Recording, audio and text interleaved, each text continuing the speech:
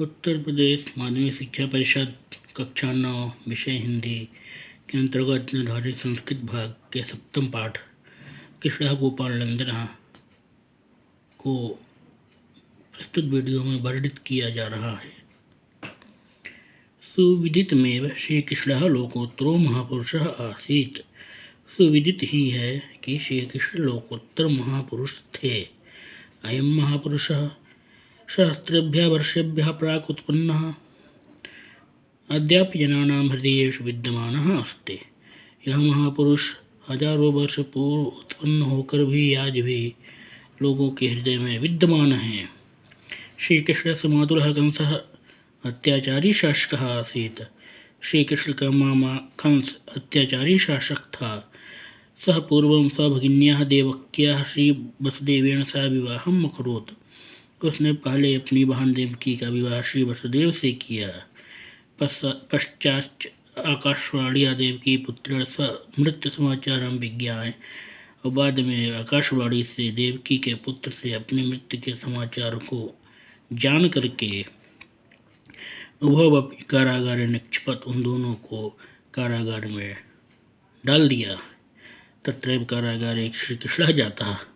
उसी कारागार में ही श्री कृष्ण उत्पन्न हुए।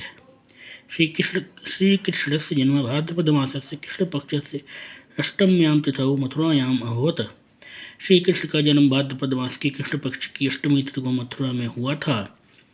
मध्यरात्रे यदा अयम् उत्पन्नः जाता मध्यरात्रौ यदा अयम् उत्पन्नः जातः मध्यरात्रि में जब यह उत्पन्न हुए तदा आकाशे घटाटोपः मेघाः मूषलाधाराः वर्षाः कुर्वन्। तब आकाश में घटाटोप मेघ मूसलाधार वर्षा कर रहे थे। तदा रात्रि अंधकारपूर्णा आसीत्। उस समय रात्रि अंधकारपूर्ण थी। परंतु वासुदेव पुत्र सुरक्षार्थम सद्य जातम तम परंतु वासुदेव पुत्र की रक्षा के लिए तत्काल उत्पन्न हुए उसको आदाय लेकर के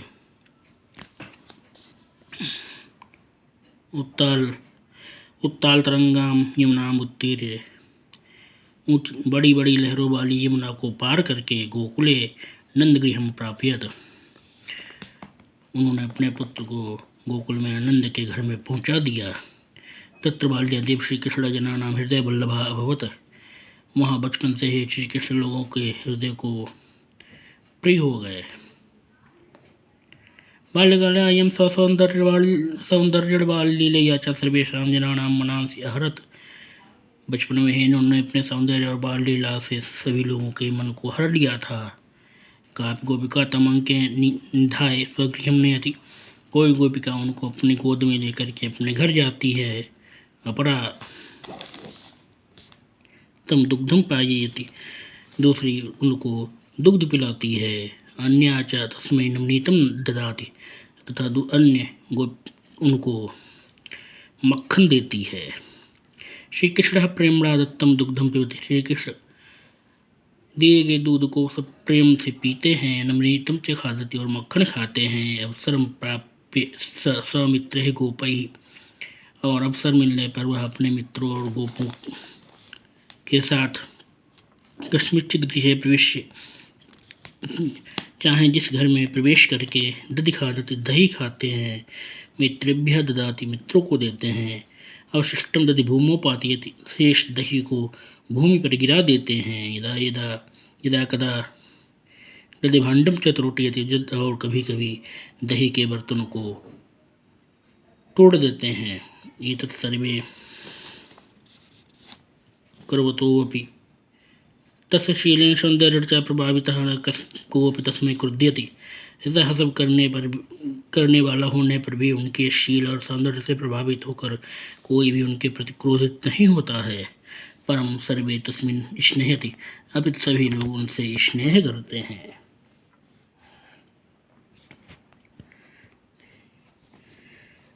अनंतरम श्रीकृष्ण गोपालैः सह वनं गत्वा गाः चारयति। तत्पश्चात श्री कृष्ण गोपालों के साथ वन में जाकर गायें चराते हैं। तत्र च बेड़ुम वादयति। वहाँ बंशी बजाते हैं। अनेन सर्वाः गावः गोपालाश्च सर्वाणि कार्याणि विहाय तस्य वेणुवादनं शृण्वन्ति। इससे सभी गायें और गोपाल सभी अपने सभी कार्यों को त्याग करके उनके वंशी वादन को सुनते हैं। महाकवि व्यासः संस्कृत भाषायां भक्तकविः सूरदासः हिंदी भाषायां तस्य बाललीलायाः अतिसुंदरं वर्णनम् अकरोत्। महाकवि व्यास ने संस्कृत भाषा में और महाभक्त कवि सूरदास ने हिंदी भाषा में उनकी बाल लीलाओं का अति सुंदर वर्णन किया है। यदायं बालः एवासीत्, वह बालक ही थे, तदा कंसः तं हन्तुं, तब कंस ने उनको मारने के लिए अर्थात उनका वध करने के लिए क्रमशः बहून् राक्षसान् प्रेषयत्, क्रमशः बहुत से राक्षसों को भेजा। परम श्री कृष्ण हर्ष कौशलेन शौर्येण च तान् सर्वान् अहन्, परंतु श्री कृष्ण ने अपने कौशल और शौर्य से उन सबको मार डाला। स न केवलम राक्षसेभ्यः अपितु अन्येभ्यः विपदेभ्यः गोकुलवासिनो जनान् अरक्षयत्, उन्होंने न केवल राक्षसों से अपितु अन्य विपदाओं से भी गोकुलवासियों की रक्षा की। एकदा वर्षा काले गोकुले यमुनायाः जलम वेगेन अवर्धयत्, एक बार वर्षा काल में गोकुल में यमुना का जल बहुत तेजी से बढ़ गया। तथा श्री कृष्ण स्वप्राणान अविगण्य सर्वान गोकुल निवासिनः रक्षेत, तब श्री कृष्ण ने अपने प्राणों की चिंता न करके गोकुल के सभी निवासियों की रक्षा की थी। एवं निरंतरं गोकुलवासिनां जनानां कष्टानि निवारयन् तेषां हृदये पदम् अधारयत्, इस प्रकार से निरंतर गोकुलवासियों के कष्टों को मिटाते हुए उनका समाधान करते हुए उन्होंने उनके हृदयों में स्थान प्राप्त कर लिया।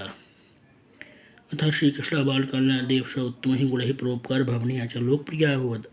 अतः श्री कृष्ण बचपन से ही अपने उत्तम गुणों और परोपकार की भावना से लोकप्रिय हो गए थे।